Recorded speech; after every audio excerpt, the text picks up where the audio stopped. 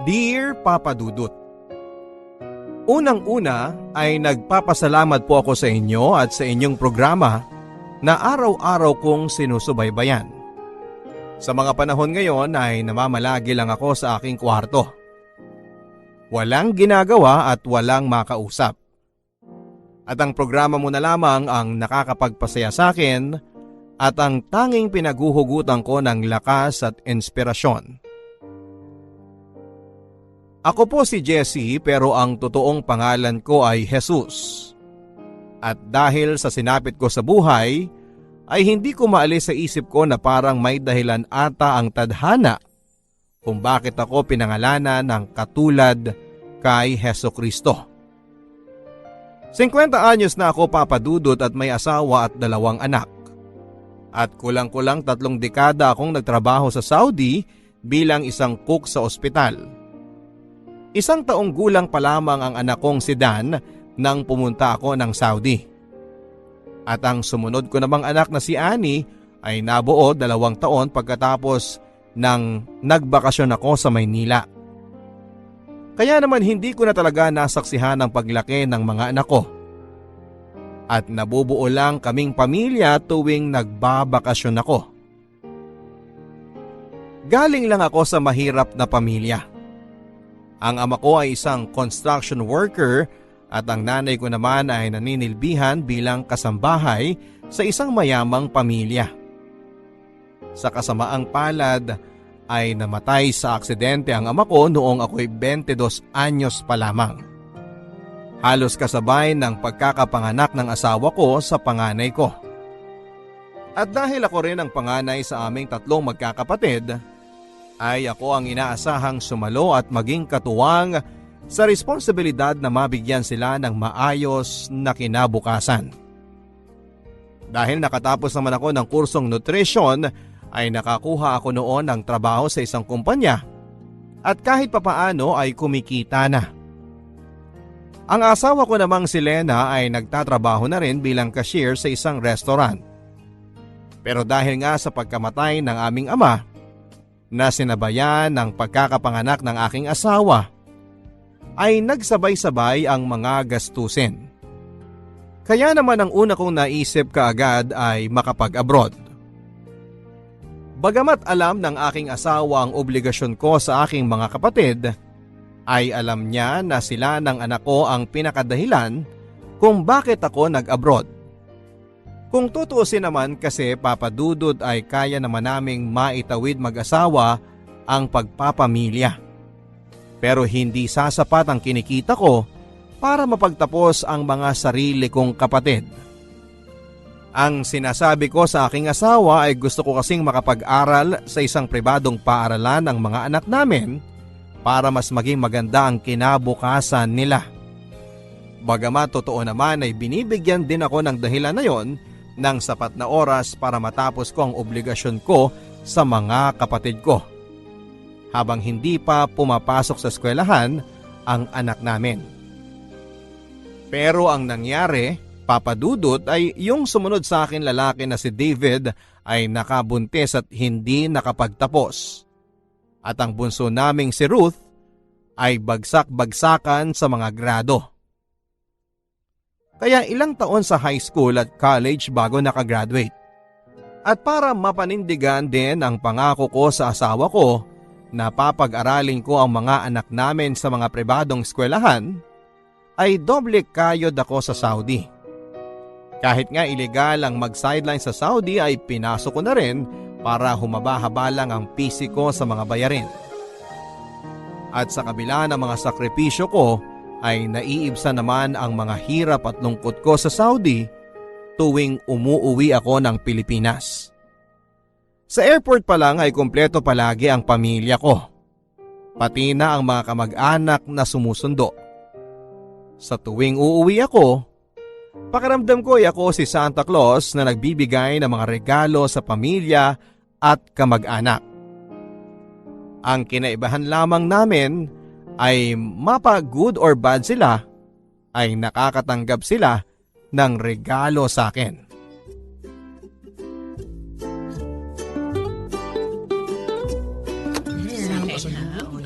ba yan? Oo, itong rubber shoes na to para kay Dan.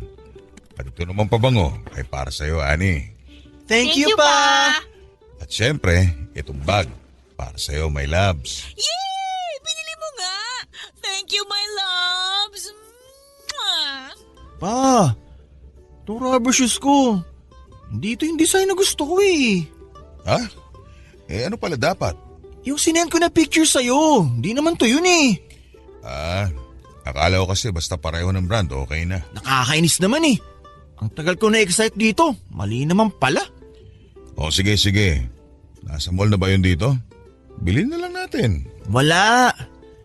Wala pa dito sa Pilipinas noon. Kaya nga sa ibang bansa ako pinabili. O siya sige.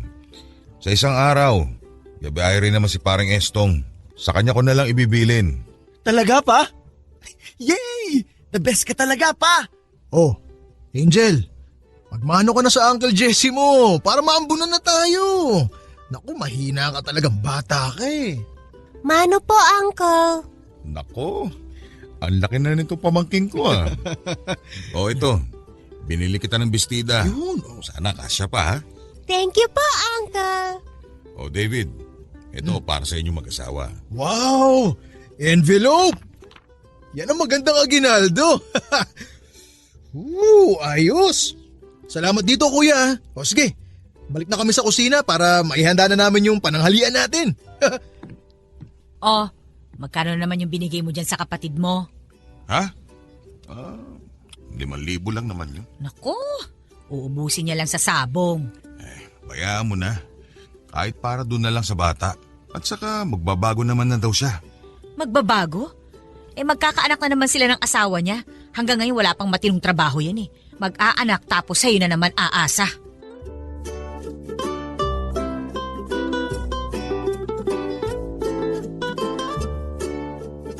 Aminado naman ako, Papa Dudut, na na-spoil ko yung mga kapatid ko.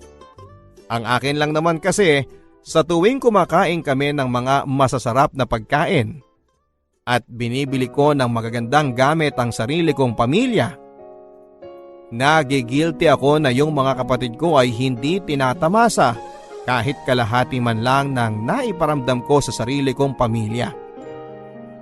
Kahit naman kasi nag-asawa ng maaga yung kapatid ko at yung bunso namin ay naging bulakpol, ay malapit at malambing pa rin sila sa akin. Maski na nga yung pamangking kong bata, bagay na namimiss ko sa mga anak ko. At minsan na nga rin, maski sa asawa ko. Mahirap mang tanggapin, Papa Dudut, ay hindi close sa akin ang mga anak ko. Hindi ko rin naman sila masisisi dahil hindi ko na nga sila nasubaybayan sa kanilang paglaki. At kahit pa taon-taon din naman ang pagbabakasyon ko sa Pilipinas, lalo na nitong mga nakaraan, ay alam ko namang hindi sasapat yon kailanman sa mga namiss ko na mga mahalagang pangyayari sa buhay ng mga anak ko. Kaya nga kahit na lumaki rin na medyo bulakbol at maluho yung dalawa kong anak, hirap akong sitahin sila dahil na nga sa mga naging pagkukulang ko.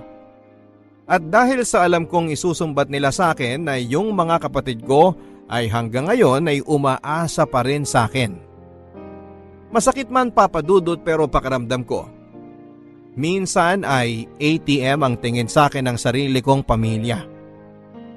Kahit na nitong mga lumipas na taon ay nauso na ang cellphone at internet, ay bibihira lang kung makipag-usap sa akin ang mga anak ko. Yung asawa ko lang ang madalas kong nakakausap at halos bawat usap namin ay nagtatapos pa sa mga paalala ng mga dapat na bayaran at pagkagastusan. Dahil din sa dami ng mga binabayaran at sinusuportahan ko, ay kahit na lumalaki naman ang sweldo ko ay halos wala na rin akong naiipon. Kumuha pa ng kondo na hulugan at sasakyan si Lena, kaya naman talagang yung natitira na lang sa akin ay halos sasapat na lamang sa pang-araw-araw na pangangailangan. At dahil din dito ay kahit na masama na ang pakiramdam ko, hanggat kaya ko pang pumasok sa trabaho ay gagawin ko.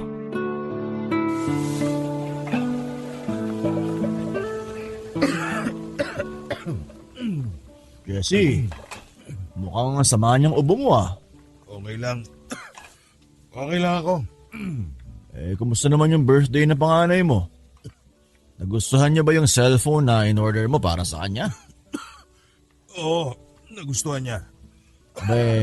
Ayos pala. Kung bibili ka pa ng cellphone, sabihin mo lang sa akin at ipapa-order ko kay misis. Ang saya na ng kwentuhan nyo niyan. Ang linaw na ng video call. Ako, puro games nga eh. Hindi man lang tumatawag sa akin. Pero mukhang o-order nga ako kasi yung bunso ko naman ang humihirit na dapat daw i-upgrade na yung cellphone niya. Sige. Sabihin ko kay misis. Sabihin mo lang kung anong model ang gusto. Kaya nga eh. Mukhang yung makukuha ko sa paluwagan natin doon lang mapupunta eh. Ganyan talaga ang mga bata ngayon. Nung panahon natin, kutsi-kutsihan lang at saka robot, masaya na tayo. Ngayon, cellphone na. At tapos, pag binigyan mo ng mumurahin, nakasimangot pa. Ang gusto yung high-end na cellphone. Pangkalahating buwang sweldo pa natin ang halaga. Oo nga eh. Pero aminin mo, ang hirap din namang tanggihan. Sinabi mo pa. Nga pala pre, sila Mando pala magpa-party daw sa kanila. Order daw sila ng 2 kilo ng adobo sa'yo. Tapos pa-extra daw ng itlog at baboy. Sige. Kailan kaya nila kay...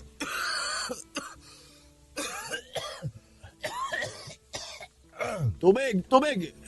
Inom muna pare, inom muna.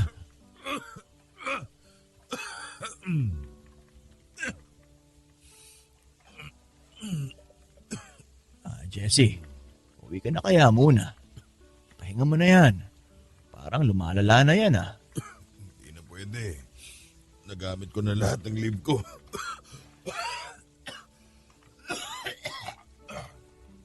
Jesse,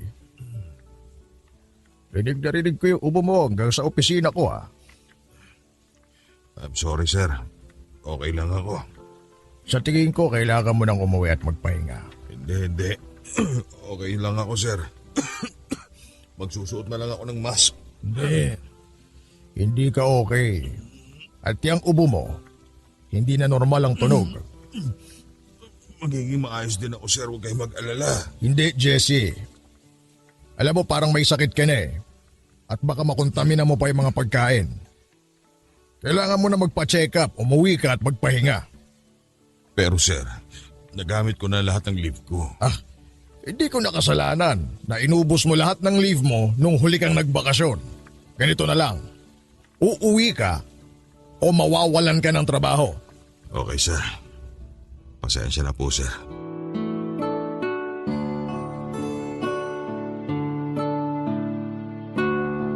Lahat ng uri ng pagtitipid ay ginagawa ko, Papa Dudut. Kahit na paulit-ulit na ulam araw-araw sa loob ng higit 300 araw ay ayos lang sa akin. Basta sa 1 buwan na bakasyon ko sa Pilipinas ay napapakain ko sa mga masasarap na restaurant ang pamilya ko at mga kamag-anak. Sa isang OFW kasi, Papa Dudut, ay hindi lang pamilya mo ang kailangan mong pakainin o ilibre sa tuwing uwi mo. Pati na ang mga kamag-anak, mga kaibigan at kaibigan ng mga kamag-anak. Kumbaga ay one time big time na gastusan sa 1 buwan tapos ay 11 buwan na kayod at pagtitiis. At ganoon na nga naging buhay ko sa loob ng halos 3 dekada, Papa Dudut. Kaya nga hindi na rin ako nakakapagpa-check up. Nung una ay para makatipid pero noong nagsimula na akong may nararamdamang mga kakaiba, ay dahil sa pangamba na baka nga kung ano ang makita ng mga doktor ay makadagdag pa sa gastos. Sa isip-isip ko, sige na. Kakayod kabayo na ako sa Saudi, ang mahalaga ay maihanda ko ang pamilya ko, lalo na ang mga anak ko, para mabigyan din nila ang mga sarili nila ng maayos na kinabukasan. Kakayod ako, maipasok lang sila sa mga magagandang paaralan para mas maganda ang mga trabaho na makuha nila sa pagka-graduate nila. Pero Ewan ko ba kung saan pa ako nagkulang, Papa Dudut. Sa kabila kasi ng mga paghihirap ko ay parang nakita ko lang na napunta sa wala ang lahat.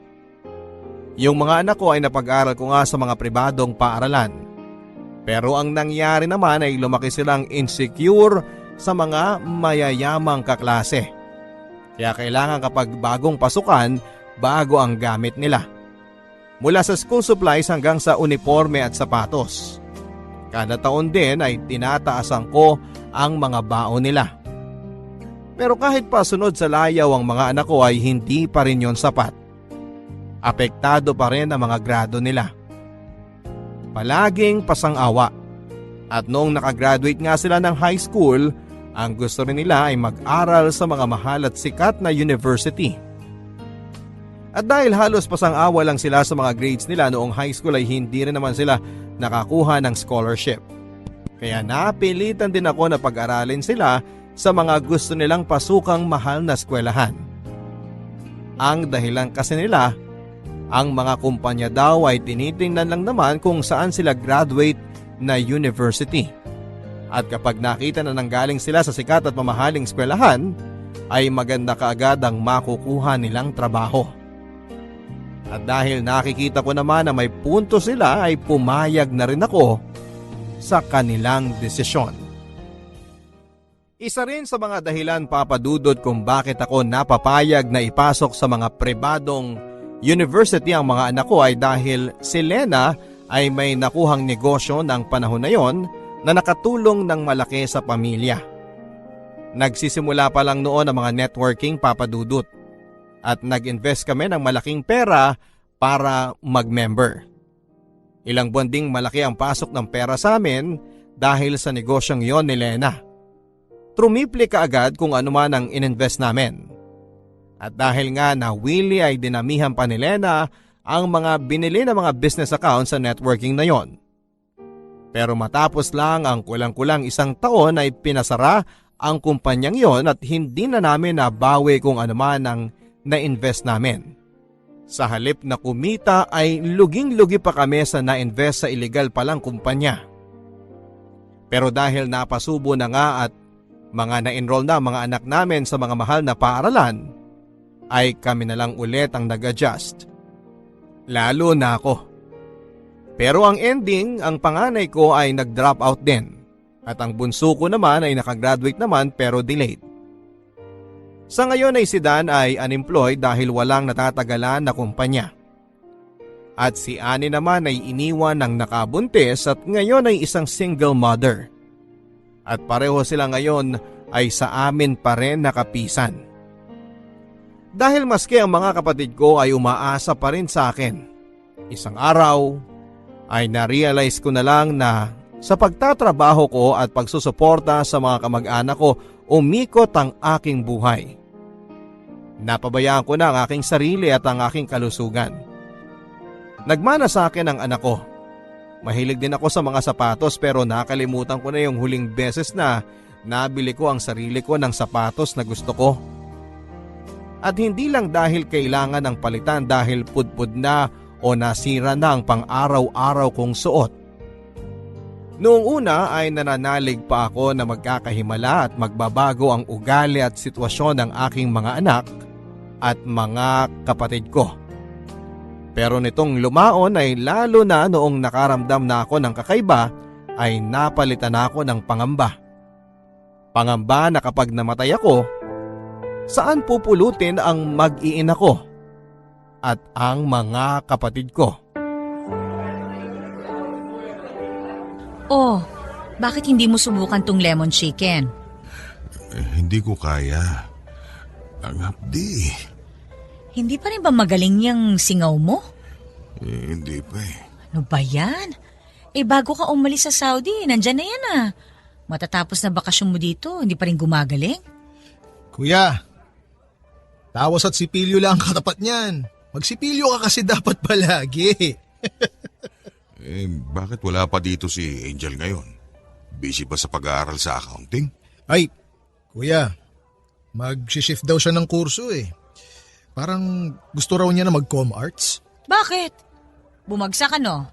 Sabi ko naman pakuhain mo ng nursing yung anak mo para makapag-abroad at nang kumita kagad ng malaki. Mahirap naman kasing ipilit sa bata kung ano yung gusto ng magulang. Mamaya magbulakbol pa eh. Ganun din naman ang ginawa niya eh. Sayang ang pinangmamatrikula ng kuya mo dyan kay Angel. Sa ComArts lang pala mauuwi. Ate Lena, alam kong maraming utang na loob ang pamilya ko kay kuya. Pero alam mong hindi ko naman ipinilit kay kuya yun eh. Siya ang nagkusang mag-sponsor ng pag-aaral ni Angel. Tinanggap mo naman kagad. Naging magulang ka pa.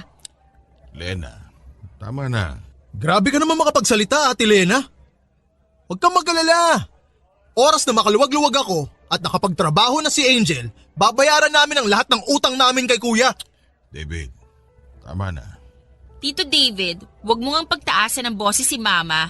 Alam mong kung hindi dahil sa inyo, dapat mas magaan ang buhay namin ngayon. Samantalang kayo sunod sa layaw. Ikaw yung pasabong-sabong mo at yung anak mo naman sa katamaran sa pag-aaral. Huwag mong pagsalitaan ng pinsan mo ng ganyan ha. Huwag mo akong pagsalitaan ng ganyan. Kami ang orihinal na pamilya ni kuya. Kaya huwag kayong manumbat-numbat dyan. Tama na!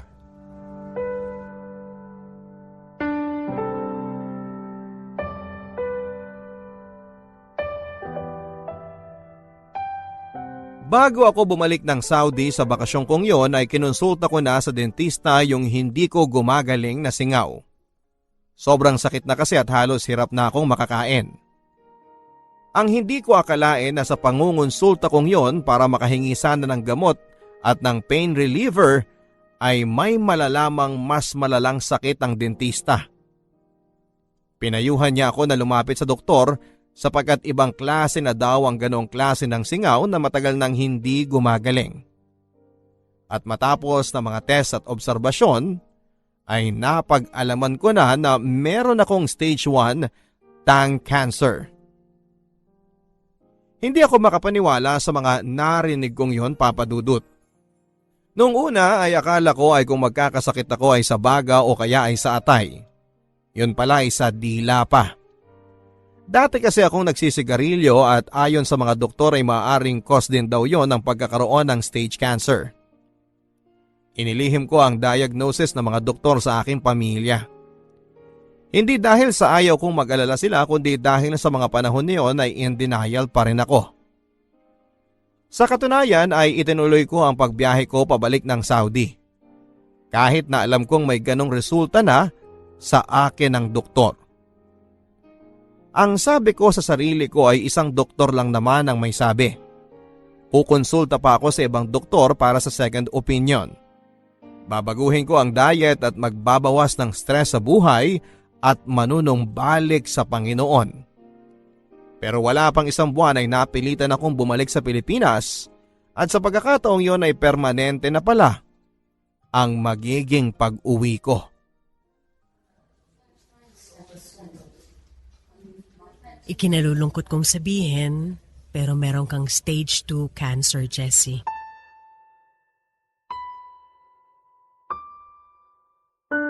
Ano? Stage 2 na? Oo. Sigurado ho ba kayo dyan?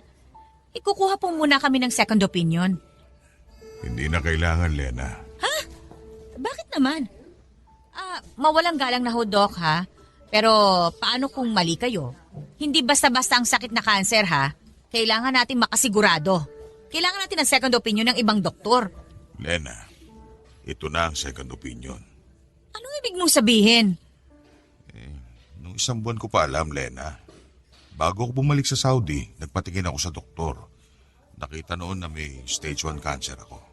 Ano? Patawarin mo ako, Lena. Jessie naman! Bakit mo inilihim sa akin to? Natakot ako. Ayoko rin maniwala na meron ako. Akala ko madadaan sa dieta, sa pagtulog na maaga, sa pagdarasal. Lumala pa pala. Ano ba naman yan, Jessie? Doc, ano na ho bang magagawa natin ngayon? Ang good news is, kapag stage 1 or 2 cancer ay mataas ang chance na magamot pa ito. Kailangan niyang i-chemotherapy. Pero mas maganda sana kung nung stage 1 pa lang ay naagapan na kaagad natin to. Ang bad news ay kadalasan ng pinaka-epektibong paraan para maiwasan ang pagkalat ng cancer ay kinakailangang putulin ang dila ng pasyente. Ano ho? Hindi pa naman po siguradong kailangan gawin yun kay Jessie, hindi po ba? Ayokong paasahin kayo, Jessie, Lena. Pero minsan talaga kailangan nating piliin ang lesser evil lalo na pagdating sa cancer. Makakapagsalita pa po ba ako? Kapag malaki ang kailangan nating tanggalin, baka may posibilidad na hindi ka na makapagsalita. Tingnan mo nga yan, Jessie. Kung nung 1 buwan pa lang sinabi mo na, baka naagapan pa. Ngayon, mababaldado ka na, mas mapapagastos pa tayo. O paano na lang tayo niyan?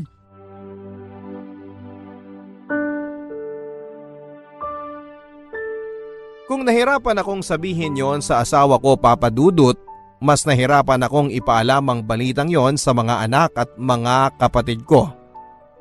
Sa akin lang sila nakadepende at natakot akong makita ang kanilang reaksyon. Buong buhay ko, sanay ako na ako ang nag-aalaga at nagsosuporta, na ako ang nagtatrabaho. Ngayon sa isang iglap ay bigla akong naging imbalido. Walang pakinabang at alagain.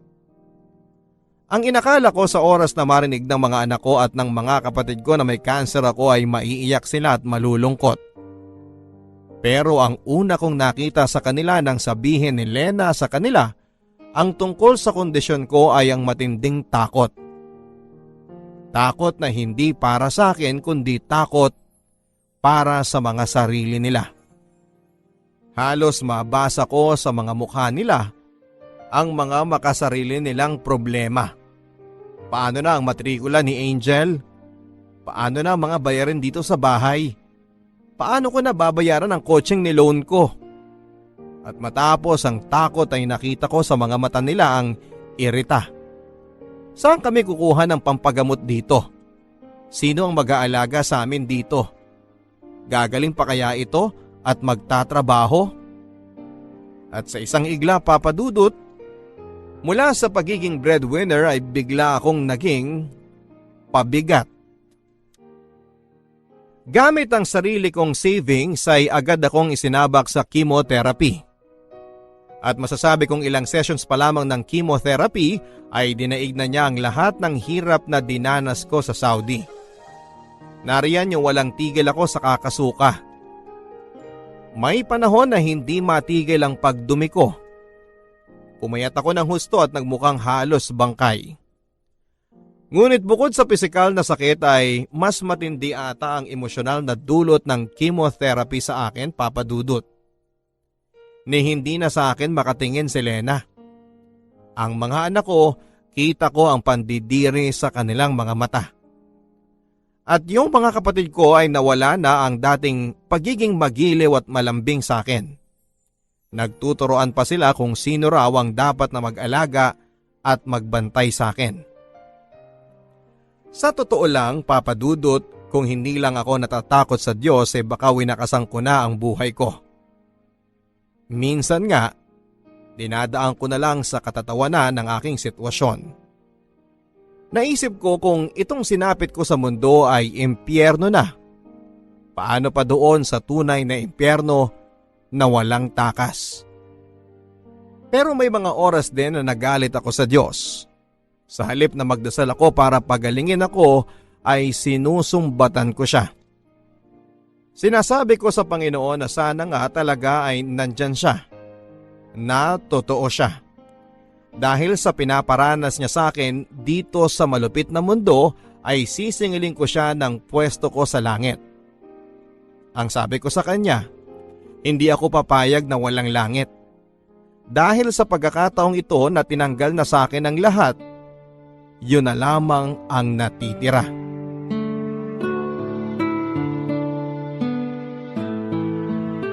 Ipinatawag ko ang family meeting na to para pag-usapan ang kalagayan ng tatay ninyo, ng kapatid ninyo.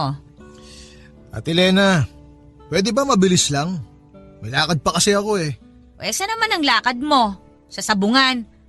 Wala ka nang pangsabong Ayan baldado na ang kapatid mo. Hindi pa nagsisimula yung pamiting mo, binubungangaan mo na ako ng ganyan. Hindi na, alis na lang ako. Hoy! Maupo ka nga rito. Ngayon ka lang magkakaobligasyon sa kapatid mo. Wala kang utang na loob Sige ate, uupo ako rito. Pero isang panlilibak pang lumabas dyan sa bibig mo, lalayasan talaga kita. O siya. Sige, makinig kayo. Naubos na ang savings ni Jessie dahil sa pagpapagamot niya. May utang pa tayo sa ospital. Pwede ako mangutang sa kakilala ko pero hindi sasapat yon. Ma, gusto ko mang magbigay pero alam mo namang may anak na akong binubuhay. Wala rin naman akong nakukuha sa tatay niyan. Mas lalo na akong walang ibibigay. Wala pa nga ulit akong trabaho eh. Kaya nga kailangan na nating magbenta ng gamit. Ano? Yung kotse ko, tsaka yung kotse mo, Dan. Kailangan na nating ibenta. Ano? Akin yun eh. Saan tayo kukuha ng pera, Aber? At Ani, yung TV sa kwarto mo ha, ibenta rin natin yon. Mabuti at bago-bago pa yon. Daya! Bakit si Annie TV lang ibebenta? Ako yung kotse ko. Dahil may anak na yung kapatid mo. Dapat pala nag-anak na rin ako. Tingnan mo nga yung mga dahilan mo. Mamimiloso po ka ng ganyan. Ang lakas ng loob mo wala kang ng trabaho. Ganyan ba magdahilan ng 27 anyos na lalaki? Siguro! Kung naging ganito man ako, hindi ko kasalanan yon. Kasalanan niyo yun ni Papa. Dahil kayo mga magulang. Aba! Ay, sumasobra ka na ha? Anong gusto mo? Palayasin kita dito? Bukas na bukas ha. Ibenta mo yung kotse mo. At ikaw, David, kukunin na namin yung pinautang namin sa iyong puhunan. Ano ba naman yan? Naihulog ko na yun eh. Naihulog? Nasaan ang kita, Aber? 6 na buwan na yun ni isang kusing walang nakakabalit. Ilan na ba yung pautang sa'yo? Saan na kukuha ng pera? Bahala ka! Kung kinakailangan mo magbenta ng kidney, gawin mo. Ang mahalaga, makabayad ka sa utang mo. Para naman yan sa kapatid mo eh. Buisit! Nagka-cancer pa kasi.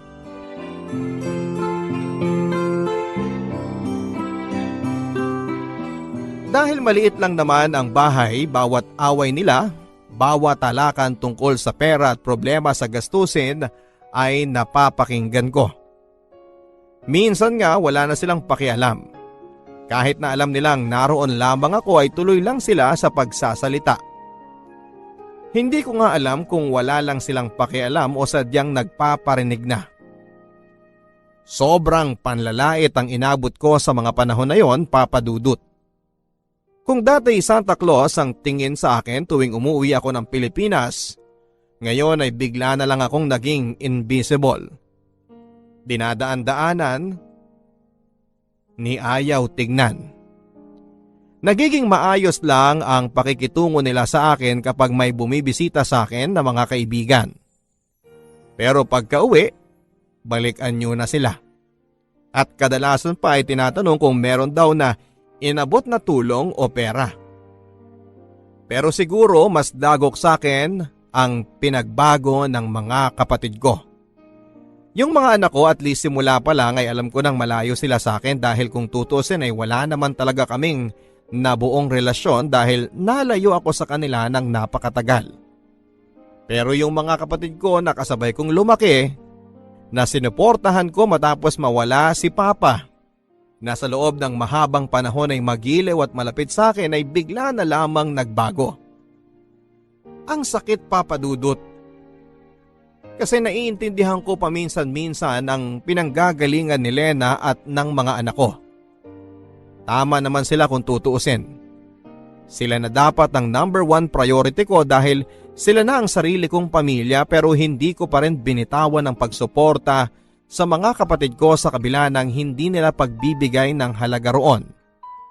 At ngayong wala na akong pakinabang sa kanila, ay parang bigla na rin silang nawala ng kuya.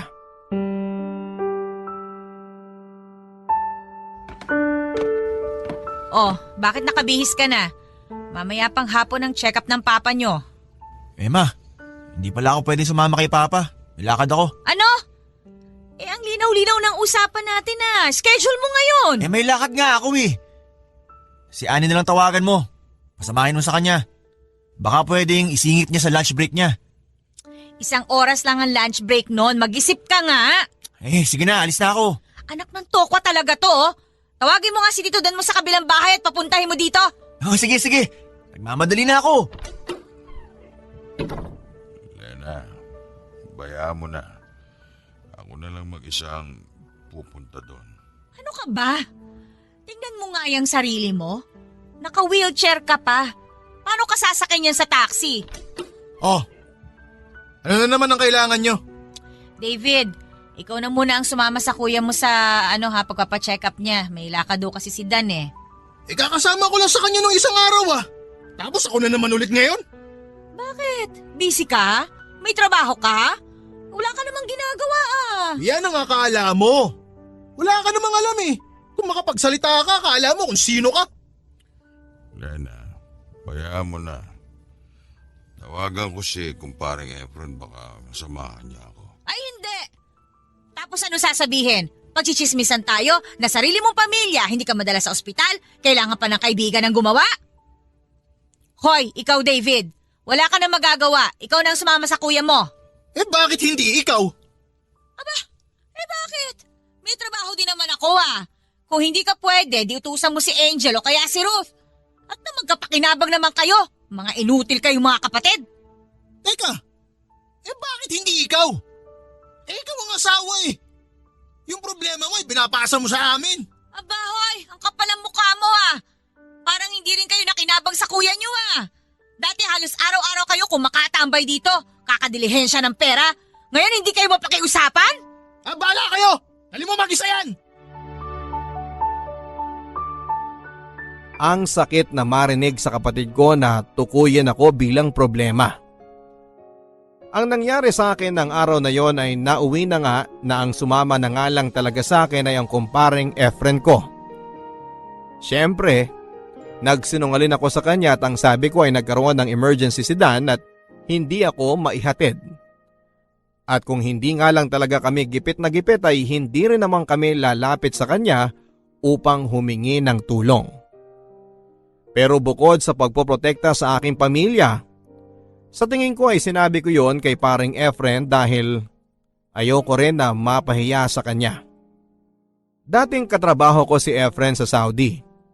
Ang kaibahan namin, siya ay naging success story. Nakapag-ipon sila ng matino ng kanyang asawa, sinuwerte sa negosyo kaya bumalik ng maaga sa Pilipinas. Nasaksihan lahat ni Efren ang mga sakripisyo ko sa Saudi noon para sa pamilya ko at mga anak ko. At ayaw kong isipin niya na matapos ng lahat ng iyon ay bukod sa wala na ngang napala ang mga kapatid at mga anak ko, ganito pa nila akong tratuhin sa ngayon. Pero sa tingin ko, kahit naman hindi ko pa sabihin kay Efren ay nararamdaman niya na may pinagdaraanan ako. Sa makatuwid ay nag-offer nga siya na kung gusto ko raw ba na baka mas makakabuti sa akin ang mag-recover sa isang bahay nila sa Antipolo. Ang caretaker lang naman daw ang naroon at maaari din daw akong hanapan ng pwedeng mag-alaga sa akin na makukuha lamang sa murang halaga. Awang-awa ako sa sarili ko noon, Papa Dudut. Paano ko humantong sa ganito na dati ako ang sumusuporta sa lahat? Ngayon ay ako na ang kinakaawaan at nililimusan. At higit sa lahat ay nasaan na ang pamilya ko ngayong kailangan ko sila. Mas naaasahan ko pa ang kaibigan ko at mas nakikita ko pa na may halaga ako sa ibang tao kesa sa sarili kong mga kadugo. Sa puntong iyon ay akala ko'y wala nang ilulugmok pa ang aking sitwasyon. Pero meron pa pala. May mas ibabagsak pa pala. Nang araw na yon ay sinamahan ako ni kumparing Efren sa ospital at doon ko narinig sa aking doktor ang masamang balita. Kailangan ng putulin ang dila ko. Hindi lamang tapyas kundi halos buong dila ko na ang tatanggalin. Ibig sabihin, wala na akong malalasahang pagkain at hindi na ako makapagsasalita. Sa totoo lang, Papa Dudut, mabuti na nga lang din at si Efren ang kasama ko noon nang nalaman ko ang masamang balita. Na-imagine ko na lang na papaano kung ang kasama ko ay si Dan o kaya ay si David. Baka hindi ko kayanin ang mga magiging reaksyon sa mga mukha nila. Pero dahil si Efren lang naman ang kasama ko, sa puntong yon ay doon ko na naibuhos ang lahat ng magkahalong lungkot at galit na nararamdaman ko sa pamilya ko, sa mga kapatid ko at maski na sa Diyos. Umiyak ako ng umiyak. Hindi nila ako mapatigil. Siguro para pagaanin ang loob ko ay sinabihan pa ako ng doktor ko at ni Efren na huwag daw akong mag-alala. Hindi naman daw ibig sabihin noon at doon na magtatapos ang buhay ko. Magiging mahirap daw ang buhay ko pero makakapag-adjust naman ako sa bago kong sitwasyon. Pero ang hindi nila alam ay yung iyak kong yon ay hindi lang dahil sa magiging kapansanan ko kundi dahil pakiramdam ko. Ang tagal-tagal ko nang may dila at kakayahan na magsalita pero hindi ko yon ginamit sa aking mga kapatid at sa aking pamilya. Nang nalaman ni Efren na may utang pa rin kaming malaki sa ospital at kailangan pa ng pera para sa aking magiging operasyon at pagpapagaling, ay nag-set up siya ng isang fundraising campaign para sa akin. At karamihan nga ng mga nilapitan ay ang mga kasamahan namin dati na OFW. Sa gulat ko ay malaki-laki ang nalikom nila sa fundraising para sa akin.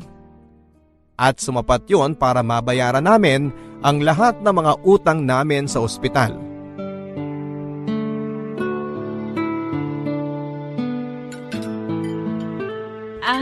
Kumusta na raw pala yung fundraising na ginawa ni na kumparing Efren?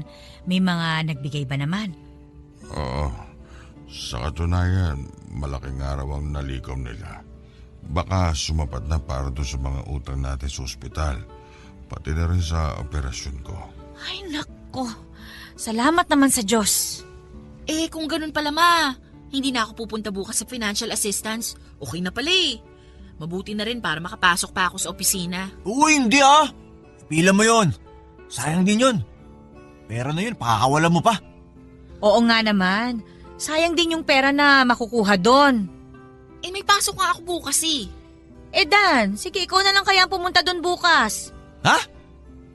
Ay, sige na nga. Kakancel ko na lang yung lakad ko. Ano ba yon? Cheque ba yon?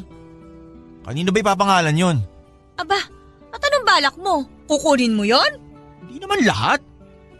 Kailangan ko rin yun para sa negosyong balak kong itayo. Hala, kung ganun din naman, edi sige na. Ako na lang ang pipila bukas para sa akin mapunta yun. Tigil nga kayo. Kung may unang pupuntahan yung cheque na yon ay para dito sa mga bayarin natin sa bahay. Daya naman eh. Binento ko yung kotse ko para sa pagpapagamot niyan. Tapos wala man lang babalik sa akin ni isang kusing. Dan, umasobra ka na ha? Bakit? Sa akin din naman ang galing ay pinambayad mo sa sasakyan na yan ha? Ganon. So hindi mo naman pala yung binigay sa akin, pinahiram mo lang. Sana pala, nilinaw mo nung binigay mo sa akin yung kotse para hindi na ako umasa. Sumusobra ka na ha? Jessie, wag mo na kasing patulan. Ano? Sasaktan niyo ako? Tandaan niyo, matanda na kayo. Malapit na kayo maging baldado. Mula ngayon, hindi na kayo mabubuhay nang wala kami. Mag-ingat-ingat kayo sa mga sinasabi niyo. Dan, tumahimik ka na. Alam niyo, kung hindi ka namin naalagaan, mamamatay ka. Dan!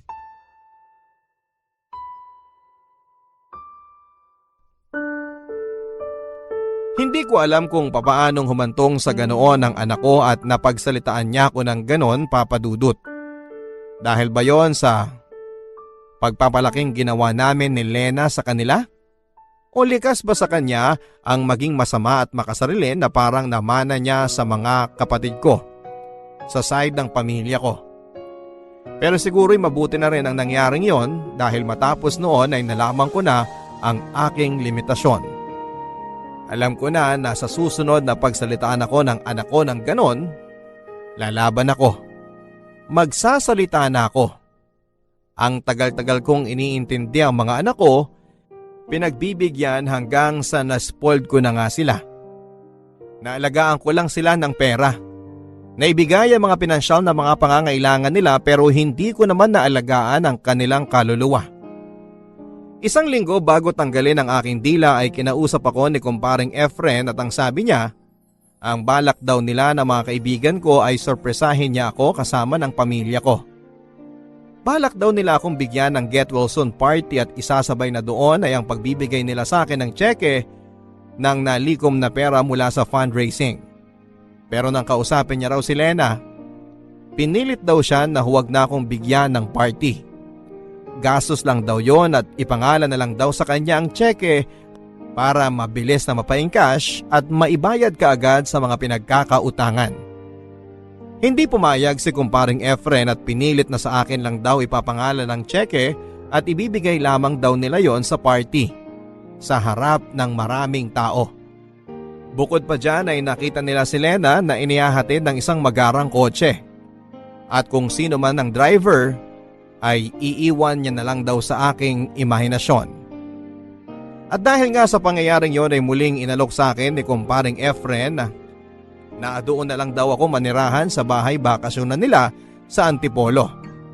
At napagkasunduan naman daw nila ng iba ko pang mga kaibigan at dating mga boss sa opisina na magtulong-tulong sila para makahanap ng caregiver at mag-aalaga sa akin hanggang sa ako'y makarecover. At dahil na nga rin sa natuklasan kong ginawa ni Lena, ay tuluyan na akong nawala ng tiwala sa sarili kong pamilya. Natukso ako na tanggapin ang alok na tulong ng mga kaibigan ko.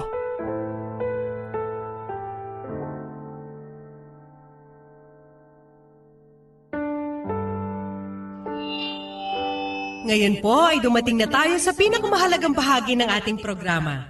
Dahil po sa tulong ninyong lahat ay nakalikom tayo ng 987,304 pesos na magagamit ni Jessie para sa kanyang mga gastusin sa ospital at pagpapagaling. Pero bago ang lahat, nais muna naming tawagin ng ilan sa mga kamag-anak ni Jessie para magbigay ng maikling mensahe. Unahin natin siguro yung bunsong anak ni Jessie, si Annie. Maraming salamat po sa pagpunta niyo dito at para sa tulong na ibinahagi niyo sa aming pamilya. Okay, short and sweet. Sige, ang susunod naman nating tawagin ay ang panganay ni Jessie na si Dan. Maraming salamat ho sa bigay niyong pera sa amin. Oh, yun lang? Contest ata ito ng paiklian na sagot sa ama mo, anong masasabi mo, Dan? Lalo pat ilang araw na lang ay ooperahan na siya. Get well soon pa. Ay, iba parang may pinanghuhugutan. Bakit? Ano ba gusto nyo? Na magdrama kami rito dahil nilimusan nyo kami? Gusto nyo gumaan pakiramdam nyo dahil nakatulong kayo sa mahirap? Dan! Lumayas ka na lang dito kung mag-aasta kang ganyan. Ano bang gusto nilang marinig? Kung gaano kabuti at matulungin yung ama namin, kaya maski yung isusubo na lang namin, ibibigay pa dyan sa mga batugan niyang kamag-anak? Aba, hayop kang bata ka!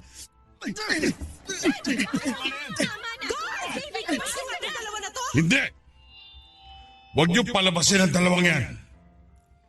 Gusto ko marinig nila susunod ko sasabihin. Mga wala kayong utang na loob! Dan, wala kang karapatan na pagsalita ng ganyan ng uncle mo. Matanda pa rin sa'yo yan. Matuto kang gumalang. Oo, inaamin ko. Dapat sana mas magaan pa ang buhay natin ngayon kung hindi ko tinulungan ang mga kapatid ko. Pero kadugo ko pa rin sila. At hindi ko rin kaya na pabayaan ko na lang sila. At ikaw naman, David. Kayo ni Ruth. Sinayang niyo lang ang hirap ko para sa inyo. Alam niyo ba kung gaano kahirap ang buhay sa Saudi? Ng isang OFW? Na bawat pisong inaabot ko sa inyo, pinaghihirapan ko. Tapos kumakawaldas kayo, wagas. Jessie, kalma na. Huwag mo nang palakihin, nakakahiya. Sa isang linggo, tatanggalin na ang dila ko. Kaya kukunin ko ng pagkakataong ito para sabihin ang lahat ng gusto ko at kinikimkim ko. At alam mo kung ano ang tunay na nakakahiya, Lena? Na tinanong mo si kumparing Efren kung pwedeng ipangalan sa iyo ang tseke. At pagkatapos nun, ay sinundo ka ng lalaking may magarang sasakyan. Ano naman kung hinatid ako? Kaibigan ko lang yon. Ang dudumi ng utak ninyo? O ay di sige, iyong-iyo na yung tseke mo. Wala kang utang na loob. Lena, kayong lahat ang walang utang na loob. doon ako dediretso sa rest house na inihanda ni kumparing Efren at ng mga kaibigan ko sa Antipolo. Mula ngayon, tinatapos ko na ang obligasyon ko sa inyo. At huwag kayong mag-alala dahil wala na rin kayong obligasyon sa akin.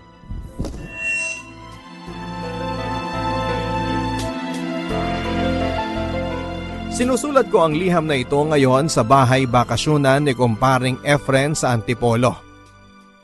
Putol na rin ang dila ko. Pero ang magandang balita ay nag-improve na ang kalagayan ko. Sa susunod kong check-up ay ipinagdarasal ko na naging successful ang chemotherapy at ang pagputol sa aking dila para madugtungan pa ng kahit na ilang taon pa ang buhay ko. Nakakatuwang isipin na ilang buwan lang ang nakakalipas ay naisip kong kitlin ang buhay ko. Ilang buwan pa lamang ang lumipas nang ang pagtingin ko sa buhay ay isang sumpa at ang mundo ay isang impyerno. Pero nang dahil sa mga malasakit ng kaibigan, sa kabutihan ng Diyos at ang pagiging mapagkumbaba at pagbukas ko ng aking sarili upang tumanggap ng tulong sa iba, ay nabago ang aking pananaw. Putol man ang dila ko, pakiramdam ko ay mas malaya na ako sa ngayon. Sana nga ipagpalain po ako ng kahit na ilang taon man lamang, Papa Dudut. Sapagkat sa edad kong ito, 50 anyos, ay ngayon pa lamang talaga ako magsisimulang mabuhay ng ayon sa aking gusto. Nang para lamang sa sarili ko. Sa edad na 50 anyos ay ngayon pa lamang natutunang pahalagahan ng sarili. Maraming salamat po sa pagbasa nitong aking liham. Kahit nahihirapan na ako ay ngingiti pa rin ako. Ayokong pinapakita sa iba na umiiyak ako. At saka hindi rin naman ako madaling umiyak. Pero kapag umiiyak ako, buhos po talaga. Alam mo, Papa Dudut, matindi rin ako kung magkagusto sa boys. Lalo na noong high school ako. Hindi ako nahihiyang magbigay ng love letter o kaya kapag may libreng oras ako ay sinusundan ko yung taong gusto ko. Iniisip ko kasi, masaya ako kapag nakikita ko ang taong gusto ko o yung crush ko. Nagkakaroon ako ng inspirasyon makita ko lamang siya. Natutuwa ako kapag napapangiti ko siya. Sa akin ay okay na yon. Hindi na niya kailangang magkagusto pa sa akin. Pero syempre mas okay kung magkakagusto siya, hindi ba? Pero okay lang kung hindi naman. Nadala ko yung mga ganitong pag-uugali hanggang sa mag-college ako. Papunta pa lang ako sa freshman orientation namin nung una kong makita si Roman. 24 lang siya noon pero nasa final year na sa law school. At dahil hindi ako inabutan ng K-12, 16 years old pa lamang ako nang pumasok na freshman sa isang malaking university sa Metro Manila.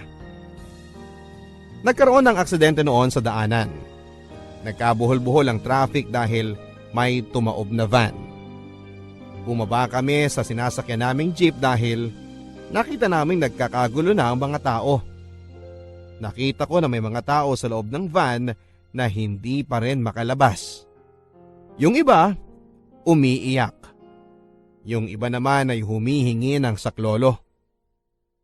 Kaya lang, lahat ng mga tao ay parang tulala. Walang makagalaw sa sobrang shock dahil sa aksidenteng nangyari. Tapos ay bigla na lang akong nakarinig ng malakas na sigaw. Hindi sigaw na parang natataranta kundi sigaw na parang naguutos. Nakita ko sa kaliwa ko ang isang lalaking nirorolyo ang mahabang sleeves ng polo niya habang nagdidikta sa mga tao kung ano ang gagawin. Siya mismo ang dumapa para kunin ang mga taong natrap sa loob ng tumaob na van. Isa-isa nilang nailigtas ang mga pasahero. Mabuti na lang at walang namatay. May mga nasugatan pero hindi naman malubha. By that time ay dumating na ang rescue team kaya nabigyan ng emergency treatment ang mga nasugatan. Nagpalakpakan ang mga tao nang mahugot ni Roman ang huling tao sa van. doon ako unang humanga at nagkagusto sa kanya. Nung una kong nakita si Roman, Papa Dudut, ay hindi ko alam na iisa lang pala ang pinapasukan naming university. Pero dahil magkaiba kami ng kurso ay hindi ko siya nakikita. Nagkita na lamang kami nang muli kaming nagkabanggaan sa library. As in literal na banggaan talaga. Medyo clumsy rin kasi ako kaya hindi ko siya napansin. Pero siya yung nag-sorry sa akin habang tinutulungan niya akong pulutin yung mga gamit ko. Ako naman ay natulala na lamang. Wala akong nasabi kundi okay lang. Yun lang.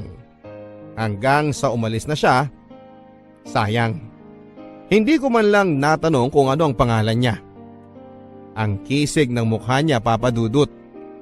Sa malayo medyo matatakot ka kasi mukhang domineering. Pero sa malapitan, parang masasabi mo sa kanya lahat ng problema mo kasi alam mong makikinig siya. Pero mabait siguro akong tao, Papa Dudut, kasi may extra blessing akong natanggap mula sa langit. Naiwan ni Roman ang ID niya sa counter na hiniraman niya ng libro. Student assistant yung kaibigan ko kaya nakuha ko kaagad yung pangalan niya. Pati yung kurso, student number at napasigaw na lamang ako ng thank you Lord. Mula noon ay pinuntahan ko na siya sa building nila. Inalam ko yung schedule niya pati yung mga lugar na madalas nilang tinatambayan ng kapareho niyang mga law students. At dahil may camera ako na may telephoto lens, madalas ko siyang nakukunan mula sa malayo. Naglalakad, nag-aaral, nakikipag-usap sa mga kaibigan. Sa madaling salita ay naging stalker ako ni Roman, Papa Dudut. Hindi naman unusual na may dala akong camera kasi visual communication ang kurso ko. Required kaming mag-submit ng photos ng iba't ibang tema. Nagkataon nga lang nakasama si Roman sa mga pictures. Kapag landscape, nandun siya sa tabi ng puno. Nag-aaral. Kapag cityscape ang tema, naglalakad siya habang isang luma at mataas na building ang nasa likuran niya. Kapag portraiture, puro mukha niya. Wala akong magagawa. Inspired ako kapag siya ang kinukunan ko, Papa Dudut. Yun nga lang, hindi ko alam na napapansin na pala niyang sinusundan ko siya. Ang ganda ng kuha niya rito, di ba? Ang soft ng tapo ng ilaw sa harap tapos may highlight sa buhok. Ikaw talaga, basta inspired ka, ang gaganda ng kuha mo. Lalo na kung kasama si attorney sa picture. Uy, mabuti hindi kanya nahuhuli na kinukunan mo siya. Hindi ko alam kung alam niya. Parang deadman naman siya pag nakikita niya ako. Pero one time, hindi ko alam kung mainit yung ulo niya. Nung kukunan ko na siya habang nakaupo sa bench sa labas ng building nila, dapat tingin siya sa akin. Ang sama ng tingin. Kaya bigla akong inimos yung camera ko. Kunwari kukunan ko ng picture yung puno sa harap ko. Nakakatawa ka talaga. Kung ako yun, baka tumakbo na ako bago mapahiya. Hindi naman siguro ako hihiyain ni attorney. Mukha naman ako mabait. Tsaka may legitimate excuse naman ako para kumuha ng pictures. Yun nga lang, may iba rin akong intensyon. Oy, huwag mo sabihin ikaw ang manliligaw, ha? Oy, hindi ah. Pero pwede rin. Kaya lang, baka pagkaharap ko na siya, matulala na naman ako. Tapos wala akong masabi. Kagaya nung nagkabanggaan kami sa library. Uy, ang tagal na nun, ah. Patapos na yung SEM, nahihiya ka pa rin. Hindi ko maalam eh. Kahit sa malayo, kumakabog yung dibdib ko sa sobrang kabe. Di lalo na ako sa malapitan. Baka atakihin na lang ako sa puso. Malamang. Excuse me, ikaw si Julie? Ha? Ikaw si Julie? Oo, ako nga attorney. Ano? Ako si Julie. Hi!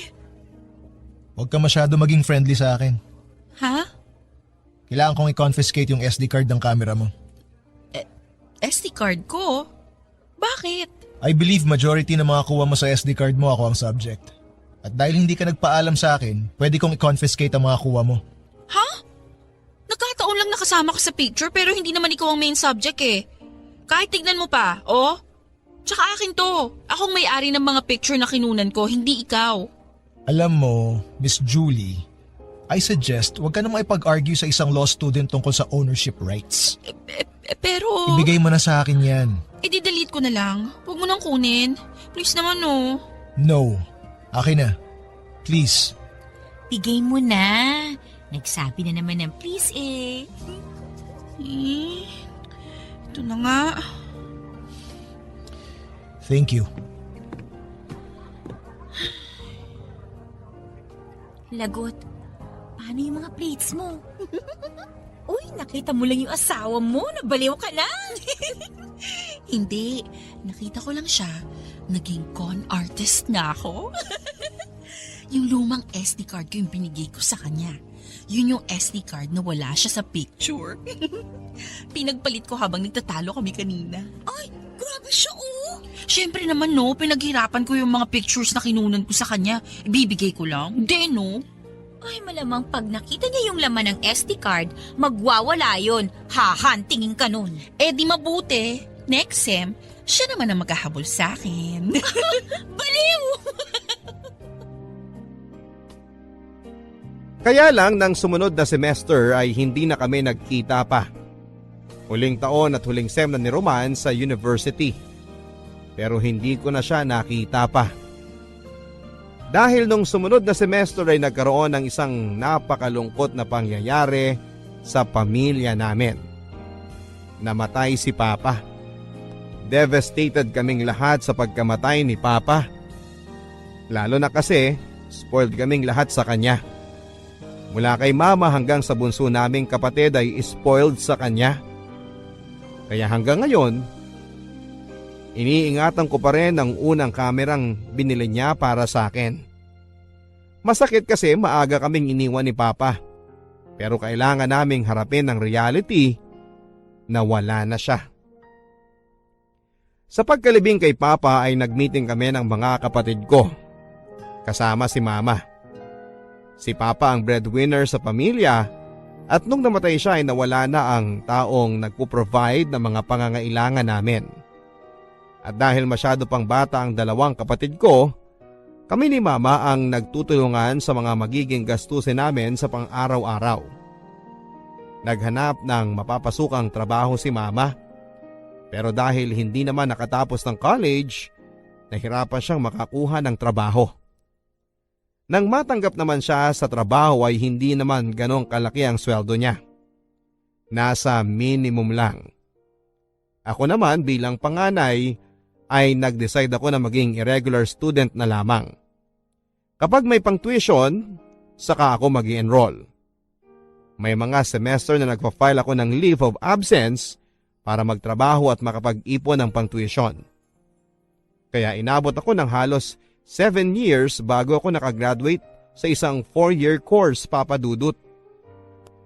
Sa loob ng 7 years na yon, hindi ko pa rin makalimutan si Roman. Pero dahil naging busy na ako sa pagtatrabaho at pag-aaral ay hindi ko na siya hinahanap pa. Ang sabi sa akin ni Marie, after a year pagkatapos niyang graduate ay nakapasa na to ng bar. Wala siya sa top 10 pero nasa 3% ng mga nakapasa. Yun nga lang ay hindi ko na alam kung saang legal office siya napunta. Pero noong mga panahon na yon kahit na hindi ko siya nakikita at wala na akong balita pa sa kanya, isa pa rin siya sa mga nagbibigay sa akin ng inspirasyon at lakas para magpatuloy at lumaban sa buhay. Dahil sa kanya at dahil nakikita ko ang mga pictures niya, nagiging positive pa rin ako sa buhay ko. Kahit sumagi sa isipan ko na baka nag-asawa na siya, masaya pa rin ako at iniisip ko at least yung taong nagbigay sa akin ng saya, masaya na rin sa buhay niya. Pagka-graduate ay nahirapan akong humanap ng trabaho. Kung meron man, puro racket lang sa production. Hindi stable ang sweldo. Noong mga panahon na yon ay nag-aaral pa ang kapatid ko kaya kailangan ko ng trabahong may sweldong natatanggap kada kinsenas at 30 para matulungan sila sa pag-aaral. Nirecommend akong legal assistant ng kaibigan ko sa isang law firm. Madali naman ako natanggap kasi Noong working student ako ay isa sa mga naging trabaho ko ay messenger sa isang law firm. Tumutulong din ako sa mga legal secretaries ng mga abogado nila, kaya naman kahit papaano ay may alam na rin ako. Kahit para legal work ay pinapagawa na rin sa akin kapag busy ang mga tao. First day ko sa law firm ay walang masyadong tensyon. Kasi ang sabi nila, yung attorney na magiging boss ko ay naka-leave daw. After 3 days pa bago siya bumalik. Kaya habang wala siya, tumutulong muna ako sa mga ibang legal assistants ng mga trabaho nila. Gumagawa ng sex search o yung secretary certificates. Nagpa-file ng motion for extension. Nagmo-monitor ng mga email para sa schedule ng mga abogado sa korte o court hearing nila. Chill lang ako sa loob ng 3 araw. Julie! Uy! Hi, Mia! Ang aga mo ah! Siyempre, ngayon dating ng boss ko. Ngayon pa lang kami magkikita kaya magpapa-impress ako. Good luck sa'yo. Tara, sabay na tayo sa elevator. Okay. Ay, puno na. Galing kasi sa basement eh. Hindi, pwede pa. Dali, singi tayo. Okay, ayaw mo talagang malate ha? Naman! Nga pala, bakit mo sinabing good luck sa akin? Eh kasi yung natapat sa yung abogado, mahigpit. Yung mga legal assistant niya, pag nagkamali, may warning muna tapos pag naulit, hindi na pinababalik. Talaga? Sobrang lipit? Grabe! Di bale, yung mga pinagagalitan niyang legal assistants, hindi naman sumasama ang loob sa kanya. Bakit? Sobrang tanda na kaya hindi na nila inaaway? Hindi no? Sobrang gwapo kaya. Kaya imbis na magalit, naiiyak na lang sila sa panghihinayang na hindi na nila makikita ang gwapong boss nila. Ganun? Dapat pala ingat ako palagi. Mahirap nang magkamali. Bihira ang gwapong boss. Kaya lang, parang hindi babae ang gusto eh. Lalaki rin yata. Kasi 32 years old na, wala pang asawa o girlfriend. E minsan nagde-date pero walang steady na dinedate. Sayang. Kawalan sa ating mga kababaihan kung Becky pala siya. Di bale, expert ako sa gay lingo, besh. Baka pareho kami ng type na lalaki. Shh! Ingay mo. Ay, sorry. Ay, salamat. Lumuwag din. Julie, Bakit? nandito yung boss mo. Nasaan? Nasa likod mo. Hi, Sir Armel. Hi, sir. Roman. Julie, right? Yes, sir. Don't worry. Nagbibigay ako ng 3 warning bago ko pinagre-resign ng assistant ko. Attorney? At hindi ako member ng third sex. Ako rin po. Oh my gulay, Papa Dudut. Yung last 30 seconds bago kami dumating sa floor namin ang pinakamahabang 30 seconds ng buhay ko. Pagkalabas ng elevator ay hindi ko alam kung saan ako susuot dahil sa sobrang hiya. Pero naging professional si Attorney Roman sa akin. Pinapunta niya ako kagad sa office niya para i-orient ng mga inaasahan niyang gagawin ko bilang legal secretary niya. Pagkatapos ng initial shock ay kumambyo na ako kaagad sa work mode ko. Una, kasi ayoko magkamali dahil kailangan ko ng stable na trabaho. At ikalawa kasi si attorney may love pala ang boss ko. Bawal magkamali. Kaya lang medyo nalungkot din ako kasi parang hindi na niya ako naaalala. Sa bagay, 7 years ago na rin yun at nagbago na rin ang itsura ko. Nagmature na. At isang beses lang kami nagkausap. Okay lang sa akin. May bonus inspiration na uli ako. Thank you, Lord. Sa loob ng mga sumunod na araw, papadudot kung merong gagawing evaluation sa aming mga legal assistants, siguradong excellent ang makukuha kong grade. Paano ba naman kasi ako palagi ang nauuna sa office namin at halos kasabay ko na yung maintenance ng building na pumapasok sa umaga. Bago dumating si attorney ay handa na yung mga papeles na kakailanganin niya for the day. Handa na rin ang coffee niya. Black na may 3 sachet ng brown sugar na kasama. May kasama pang konting kakanin na binili ko sa may amin. Kaya naman talagang masarap na pang merienda yon o kaya naman pang almusal. Nung una kong dinalhan si attorney noon ay tumaas ng konti ang kilay niya. Parang sinasabing, "Ano to? Bribe?" Ngumiti na lang ako at sinabing, "Hindi po attorney, Energizer." Kinain naman niya at nagustuhan niya. Kaya tuwing umaga ay nagdadala ako ng kakanin para sa kanya. Akala tuloy ng mga nagtitinda noon sa amin, meron akong boyfriend na mahilig sa kakanin. Ang sabi ko na lang malapit na, sabay tawa. Masipag ako magtrabaho at mabilis akong matuto. Sa katunayan ay madali kong natutunan ang hierarchy ng mga abogado sa opisina namin.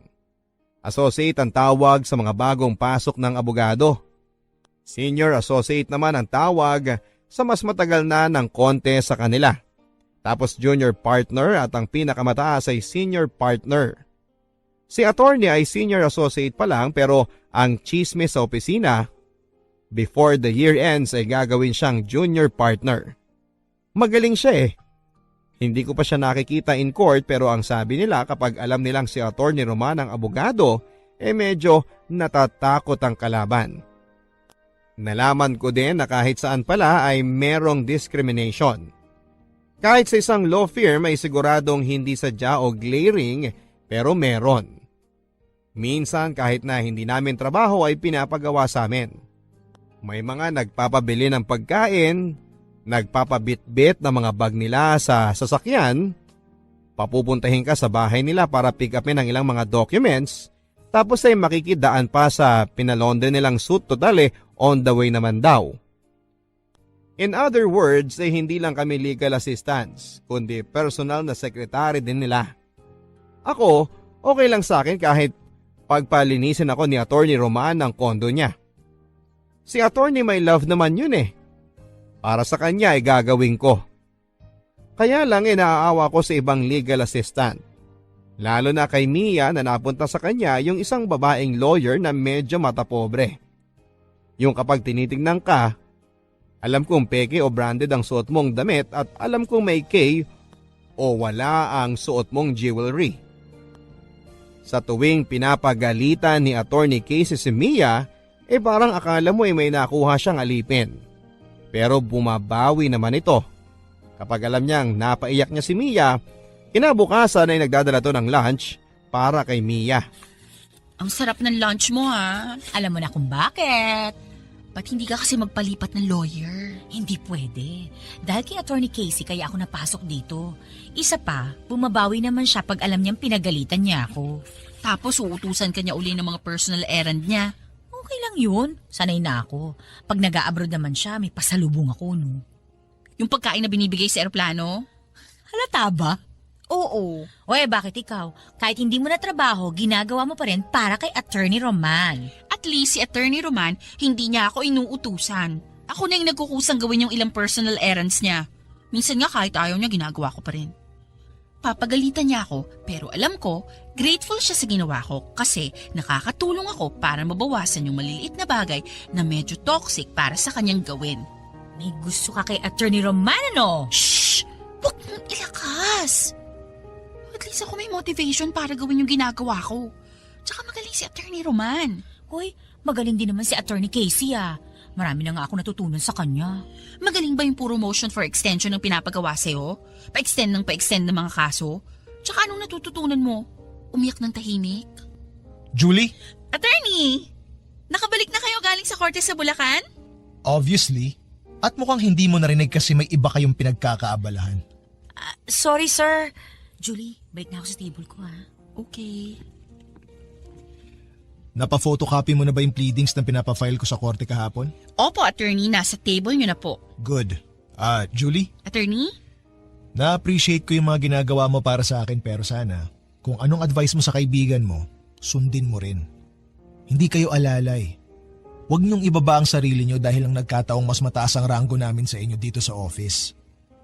Sir, narinig niyong usapan namin?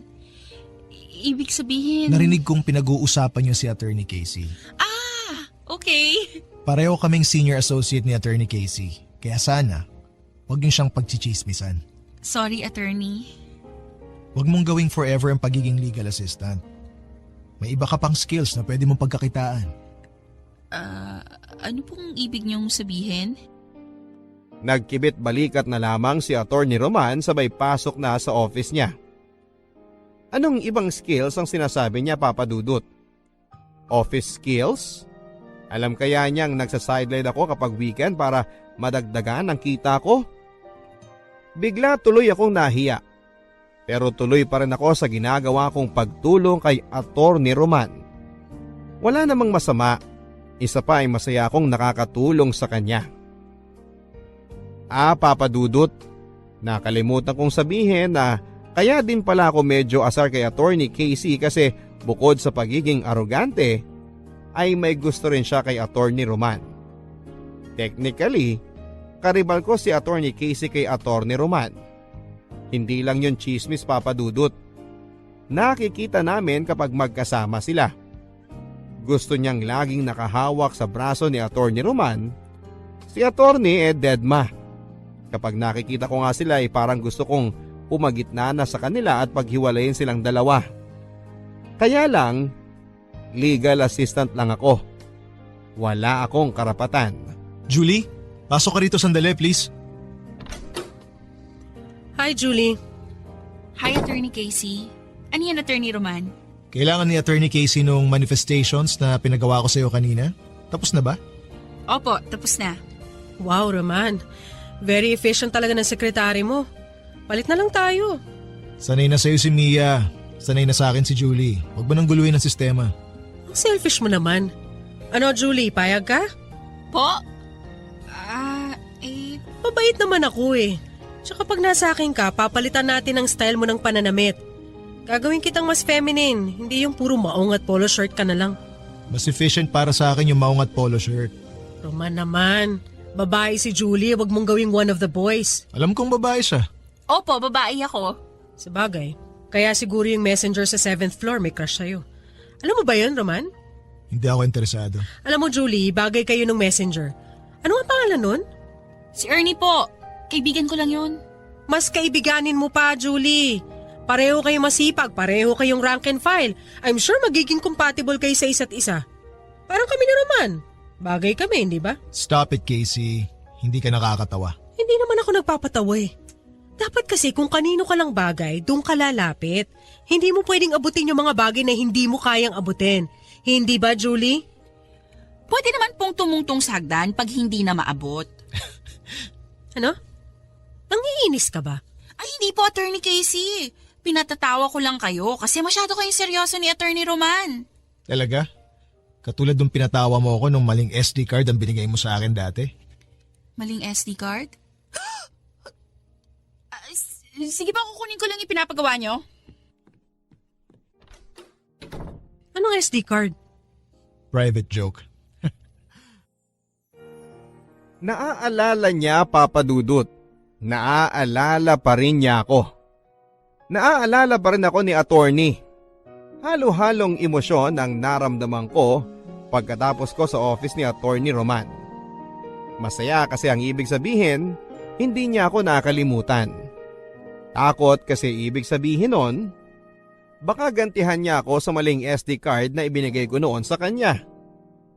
Hiya, kasi ibig sabihin alam niyang may gusto ko sa kanya at ako ang dati niyang stalker. Baka isipin niya na sinusundan ko siya. At excited kasi ang ibig sabihin baka naman kahit konti ay may future kaming dalawa o wishful thinking ko lang yon, Papa Dudut. Sana hindi. Mula noon ay naging medyo awkward na ako kay Attorney Roman. Pero siya naman yung medyo parang natatawa sa sitwasyon namin. Minsan parang sinasadya niyang pansinin yung mga bagay na ginagawa ko sa kanya dati. Halimbawa, bakit hindi ko na raw siya binibigyan ng kakanin kasama ng kape niya? Sabi ko namatay na yung kapitbahay namin gumagawa ng kakanin, kaya hindi na ako nakakapagdala.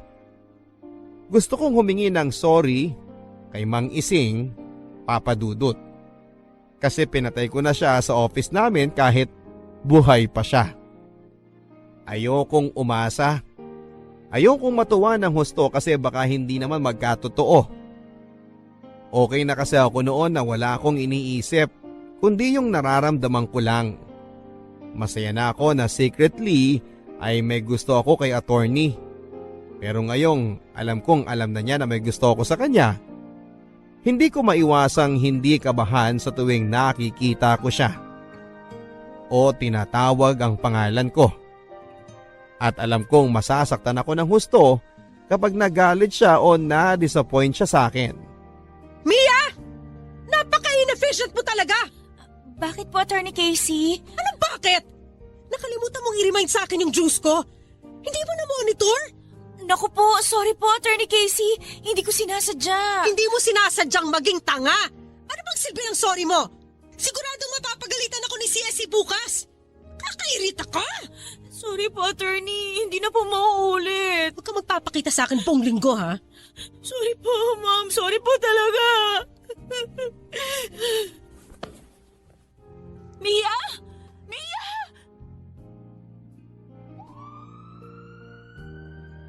Oh, tapos ng palabas. Ba't nandito pa kayo sa labas?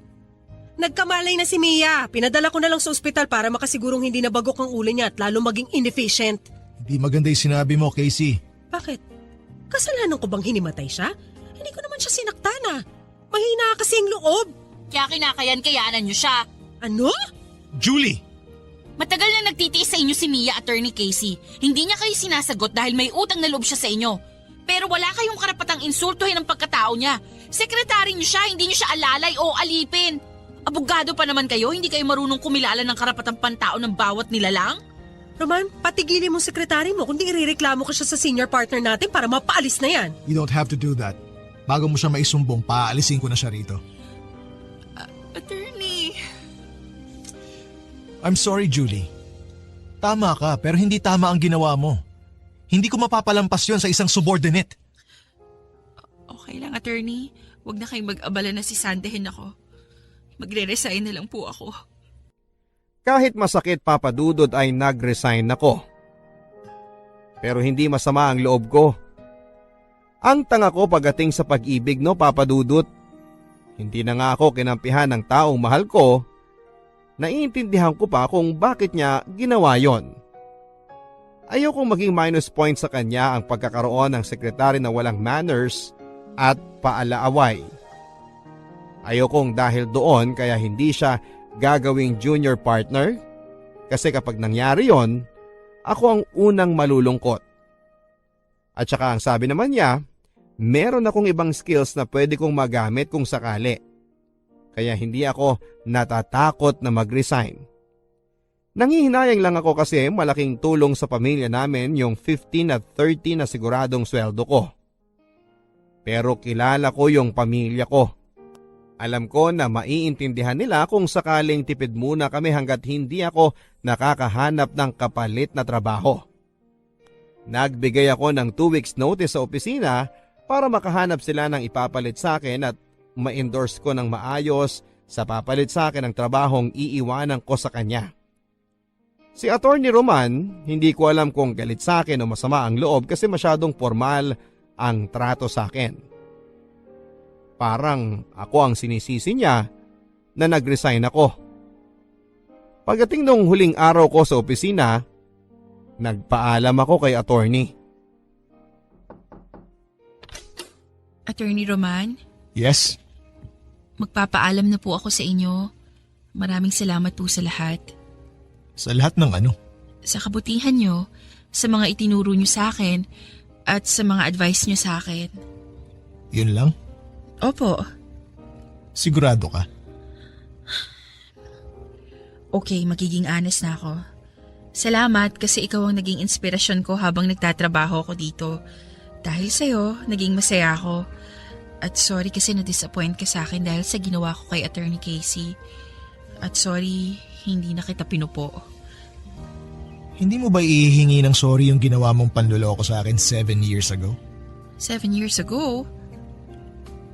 Ibig sabihin yung... SD card. Grabe naman tong magtanim ng galit. Ang lalim ng ugat. Sorry dun sa SD card.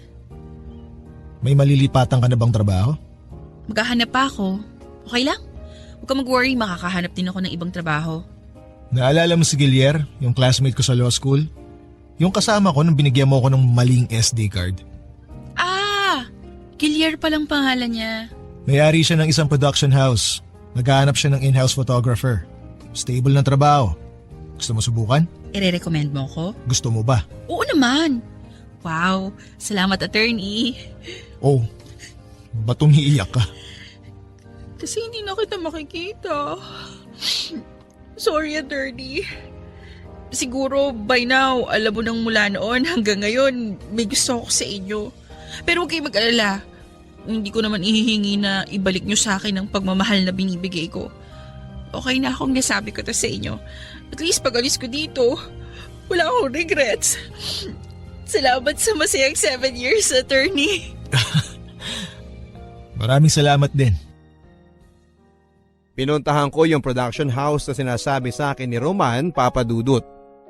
Nagulat ako kasi hindi siya cheap na production house. Marami silang ads na ginagawa at hindi basta-basta ang mga kliyente nila. Nakilala ko kaagad si Gilier, yung kaklase ni Roman. Ibinigay ko yung resume ko at in-interview niya ako. Nakapasa ako bilang in-house photographer nila. Pati ako ay nalula sa bilis ng mga pangyayari. Pero hindi ako nagrereklamo. Kasi ito yung ideal situation para sa akin. Ginagawa ko ang trabahong gusto ko na may stable na sweldo. After a few months at hindi sa pagmamayabang, siguro dahil sa husay kong kumuha ng pictures, ako ang madalas na nire-request ng mga kliyente sa mga event and photoshoots nila. Si attorney, naaalala ko pa rin. Kapag may lull sa shot o kaya naman ay kapag wala akong ginagawa, siya ang naiisip ko kaagad. Kumusta na kaya siya? Okay kaya yung sekretary niya na pumalit sa akin? Sana hindi siya binibigyan ng sakit ng ulo. Tapos ay bigla akong hihinto sa pag-iisip. Marirealize ko na malala na to. Kailangan ko nang kalimutan si attorney. Kasi hindi ba kung may gusto siya sa akin, sana ibinibisita niya ako dito sa bago kong trabaho. Alam naman niya kung saan ako lumipat at kaibigan naman niya si Gilier. Pero wala. Ang sabi ko tuloy sa sarili ko ay tama na, Julie. 7 taon ng buhay mo ay naubos na sa kanya. Move on ka na.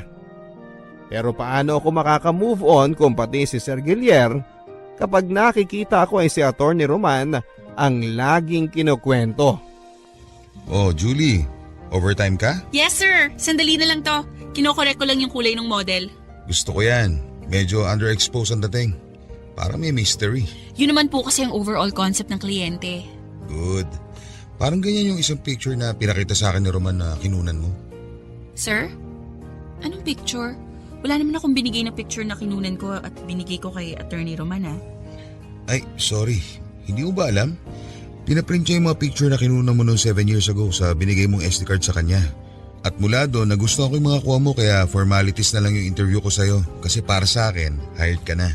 Teka, paano? Nagulat ka, no? Freshman ka pa lang, nabanggit ka na sa akin ni Roman. Naintriga raw siya sa isang babae na nakipag-away sa isang pasahero sa UV Express na ayaw umusog para mapaupo ng maayos ang isang matandang lalaki. Hindi ko maalala yung... Nakaupo kami ni Roman sa harap. Nasa likod ka naman nakaupo. Sinita mo yung babae kasi tinatarayan yung matandang lalaki. Pinausog mo kasi nahihirapan yung matanda. Kaso, ayaw umusog ng babae. Sabi niya, pababain na lang daw yung matanda at babayaran niya yung upuan. Nung narinig mo yun, inaway mo yung babae. Hindi ko na maalala yung sinabi mo. Pero tawa kami ng tawa ni Roman pagbaba namin. Kung ano-ano kasing batas ang sinabi mo doon sa babae, mali-mali naman yung mga sinabi mong batas. Naalala ko na! Ibig sabihin, mas una pa akong nakilala ni Attorney? Hindi ko alam ang timeline ng love story nyo. Pero alam niya, every time nandiyan ka at kinukunan mo siya ng picture. Minsan okay sa kanya pero pag alam niyang may klase ka, naiinis siya. Kasi alam niya nag-cut class ka dahil sa kanya. Sabi pa niya, Ikaw raw ang stalker angel niya. May sense of justice para sa ibang tao pero para sa sarili, wala. Para namang telenovela to, sir. Ang hirap paniwalaan. Ewan ko sa inyong dalawa. Natatawa nga ako nung kinuwento niya na ikaw ang legal assistant niya. Alam mo bang hindi niya alam kung anong gagawin niyang trato sa'yo? Teka. Sir, ibig mong sabihin, may gusto rin siya sa akin? Hindi mo ba siya tinanong? Hindi. Malay ko, hindi naman siya nagsasabi. Masyado madrama ang kwento niyo. Mabuti pa siya na lang kausapin mo. Baka mamaya ako pang masisi niya. O sige, tapusin mo na yan tapos umuwi ka na. Papa Dudut, ako yung stalker, hindi ba? Pero sa mga sinabi ni Sir Guilliere, pareho pala kaming stalker ng isa't isa. Pagkatapos ng hilaw na confession na yon, hilaw kasi hindi galing mismo kay attorney at galing sa kaibigan niya. Kaya hindi pa counted yon, hindi ba? So paano na? Hindi ko na alam ang gagawin. Paano magpa-progress ang level ng relationship namin ni attorney kung hindi niya ako tinatawagan o binibisita sa bago kong trabaho? At ako naman, nahihiyang tumawag o puntahan siya sa trabaho. Ang dali lang ng problema namin pero hindi namin masolusyonan, and in the end, naisip ko na dahil ako naman ang mas bata, ako na lang ang magpapakumbaba. Lily, pakipasok dito yung compliance na pinagawa ko sa'yo.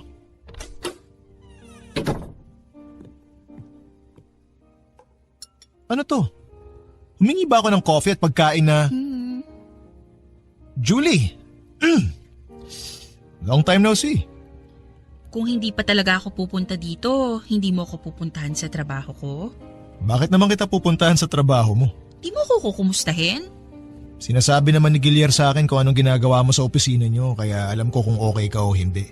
Alam mo, nakakaloka ka. Ako? Bakit?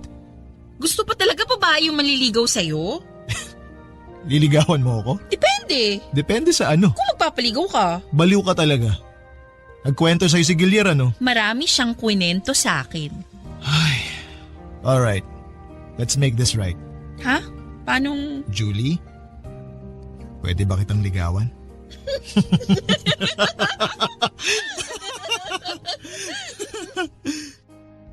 After 8 years ay naging kami ni attorney Roman Papadudut. Ang haba at ang corny ng love story namin. Puro hit and miss pero sa bandang huli, na-hit din. Apparently, hinanap din niya ako pagka-graduate niya. Pero dahil naging abala na sa bar at sa trabaho ay hindi na niya ako pinursu. At noong nakita niya akong muli, nagulat daw siya. Gusto na raw niyang itanong kung bakit ako nandun sa law office o kung saan daw ako nagpupunta pero pinigilan niya ang sarili niya dahil siya ang boss ko. Sa ngayon ay magto 2 years na kami ni attorney. Hindi na namin kailangang i-stalk ang bawat isa para ipakita ang pagmamahal namin. Sana na-inspire ang mga tagapakinig ninyo sa kwento namin ni Roman Papadudut.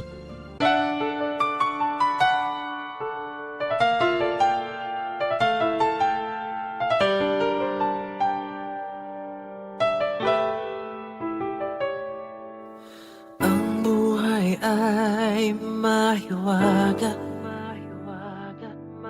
laging may lungkot at saya. Sa Papadudut Stories, laging may karamay ka.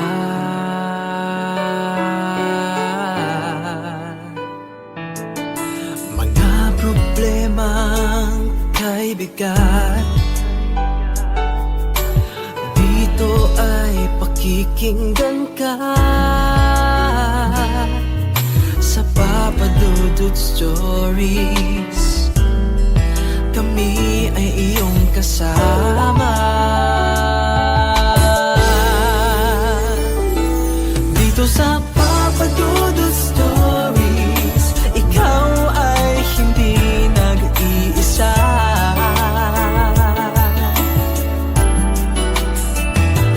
Dito sa Papadudut Stories, may nagmamahal sa'yo.